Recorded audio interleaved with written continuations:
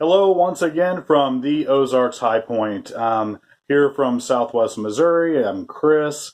If you don't know me already, I'm trying to incorporate in my channel some more of the things I love, like traditional bow hunting, traditional archery in general, and even target, 3D, whatever else. And then also some things like, I have a massive gear corner. I love to fly fish. I love to tie flies. I've done that for years, and different things, and in general interest. So the reason I'm coming to you today is I really wanted to talk about a special bow that I got. I'm really crazy about it. It is something else. It's a goal bow for me because even though I can shoot it a couple times, it's not real comfortable. It's such a heavy weight, but I love the thing. Oh my gosh, it's so amazing. So I have an affinity for old Black Widows, Wilson Brother Black Widows.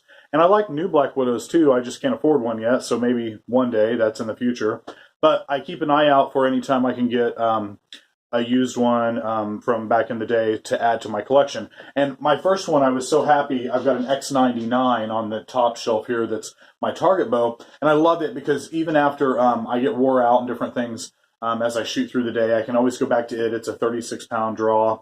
It's an amazing shooter, so you can just sit and work on form all day long.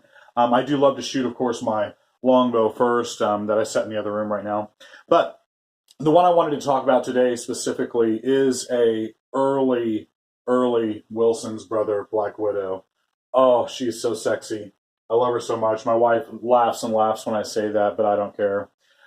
This thing is an early 1960, very early number 3741. That's within the first 3 years of their business here in Springfield, Missouri, when they went to manufacturing bows on their own. And this is a true HF Black Widow. That stood for hunting field version. So even though they were targeting this bow for hunting specifically, they put the field on there because they took care of so many field archers too. It was a very popular thing back then. But more about this. When I saw this bow the first time, I got it from Larry Maggard at Gray Ghost Traditional Archery. He's amazing. He's got an amazing collection. You know, I drive him nuts. I go up and pick his brain for every little thing. And over time, he sold me his target bow. He was going to shoot in the Senior Olympics, the Black Widow. And then he sold me this one as well. And I mean, this thing is just amazing. It's a really rare red fiberglass. It's got these awesome, beautiful little curly maple tip inlays on it. And then, of course, a really beautiful design. I did strip off. It had a weird shelf on it that someone had done through the years. I took that off and put on a bear hair. I shoot bear hairs a lot. I know I had one here, so I put it on. I may get a little more particular and go calf hair only, so I can shoot directly off the shelf, but that's for later. For now, the few times I've shot it, I cannot believe this bow is set up at 26 inches at 59 pounds, I think. So it's way over bow for me, but I do draw 26 and a half or so. So it is really amazing. And the few times I've shot it, there's no stack. It's so smooth.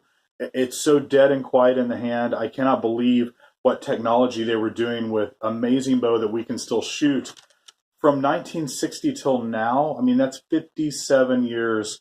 That is really an amazing thing. But I am so lucky to have this beautiful thing in my possession. I'm going to care for it for as long as I can. And then maybe someday, who knows, if Bass Pro steps up their game on their archery museum. I was a little disappointed there's not even a Black Widow section for vintage Wilson's Brothers Black Widows that's local right here to Missouri, to Springfield like they are. But even still, they have a nice archery museum. I don't want to knock it. It's really fun that I can go at any time for free to just sit and see all the different stuff. But this is something that should probably really be in a museum. This is really something else. It's gorgeous. The riser is really, really pretty. It did have some gooey tape on it that I finally got off without hurting the finish, and such as that. So later on, I'll try to do another video and shoot it a couple times. Since it got really cold on us here, I'm not going to take it out today and show you guys that.